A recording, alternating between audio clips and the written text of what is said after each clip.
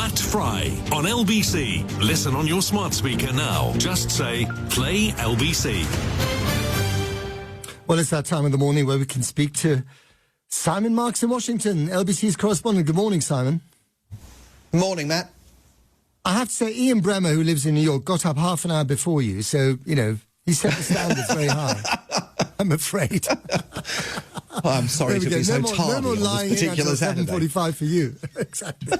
Anyway, listen, I could not be as compass mentis as you are as this time in the morning, so thank you very much for doing it.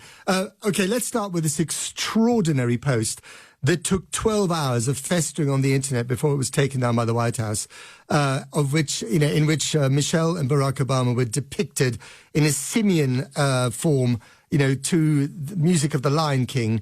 I mean, just extraordinary stuff that even one or two Republicans came out and said this is unacceptable.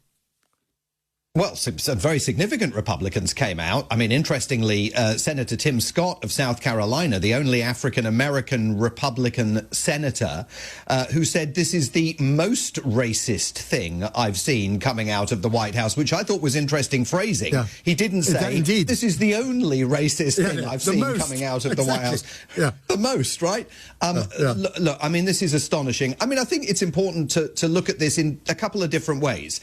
This was a video that ran 1 minute and 1 second. And the last 2 seconds were those very brief images, shameful, racist, disgraceful images of the Obamas as primates. Images drawn, by the way, from a video that first surfaced last October. And when the White House yesterday morning was just dismissing all of this as fake outrage, they ought to have known that last October, a Republican party in Kentucky, a local Republican party, put that video out, long version of it, on their Facebook page, and it caused uproar, and they had to pull it down, and the head of that local Republican Party in Kentucky had to apologize. So this video has form, and the fact that we went through not just 12 hours before he took it down, but then an entire news cycle and heard 3 separate versions of what had happened before President Trump himself conceded that he'd watched the video, hadn't noticed the bit at the end, and stopped sort of blaming a lowly staffer for uploading it, but of course stopped short of apologising for it, is extraordinary. But the second point that shouldn't be overlooked are the first 59 seconds of the video.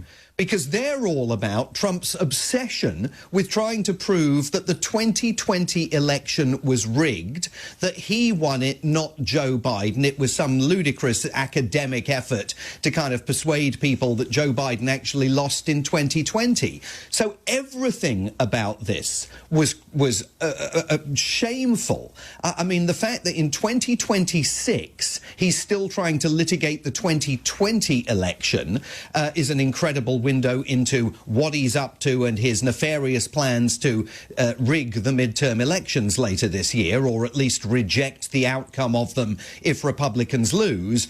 And then that last 2 seconds, just revelatory of the fact that the Republican Party, on numerous occasions, this is not a one-off, his government on numerous occasions is embracing racist imagery, totalitarian tropes, and a general authoritarian approach that is all designed to undermine American democracy, and in the case of that video, to engage in an act of racism towards a former first couple. What I don't understand, acknowledging the fact that Trump's political career started with the so-called birther campaign, where he questioned Obama's legitimacy to be president because he claimed that Obama wasn't born in the US, and then Obama had to show his birth certificate. That's how Trump started. And Obama famously made fun of him at a White House Correspondents' Dinner, which I was at, where he said, and the Donald is spending a lot of time on really important issues like who landed on the moon and who didn't and all that stuff. What I don't understand, Simon, perhaps you can elucidate for me, is what's the decision process here? Why is someone putting this stuff out? They must know, even if it's a lowly staffer, that eventually they're going to have to retract it. Are they trying to tickle the base with it? Are they trying to see how far they can push the racist envelope? What on earth is going on?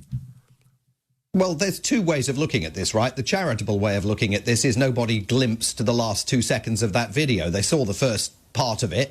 They said to themselves, this is good. It's going to help really stoke things over the 2020 election. Yes, stick it up there. The less than charitable version is that maybe a staffer did indeed see that thing at the end, depicting the Obamas as primates, and thought, OK, well, that doesn't really matter. You know, that's fine. That's OK. It's in keeping with the general tone of this administration. And I think you've got to come back, Matt, to the general tone. I mean, we have seen the Department of Homeland Security, the Department of Labour, the White House embracing a whole meme culture that depicts the administration as totalitarian in approach and often white supremacist. There's all of these references that are made through the memes that they embrace that often critics contend look like imagery and slogans that were used by Hitler and the Nazis during World War II. When they're asked about this, and the Atlantic magazine has published an excellent piece about this, when the Homeland Security Department, for example, was asked about this, the Assistant Homeland Security Secretary said, even to be asking the question is schizophrenic. It's all Trump derangement syndrome, if you think that's what we're about. But it isn't. It is what they're about. And whether yesterday's posting of that video was by design, accidental, or simply a mistake that the president is not willing to concede and apologise for, it goes to the heart of something much darker and much more profound within this administration. And finally, is the real problem here, Simon, that with these extreme examples, which are then retracted, what we're getting underneath is the normalization of deviance, whether it's about personal enrichment, whether it's about, you know, what people are up to, you know, in the crypto firms. You know, everyone is pushing the boundaries. As we discussed earlier with Ian Bremmer and Brett Scott, you know, you're letting your kind of, I don't know what the right word is, you're letting the worst angels of your nature, the little devils of your nature, come to the fore, and that's just the way it is. I think it's the normalization of embracing an approach to life that is profoundly un-American. And that's why he's going to have problems. There was a caller yesterday to C-SPAN, a solid Trump voter.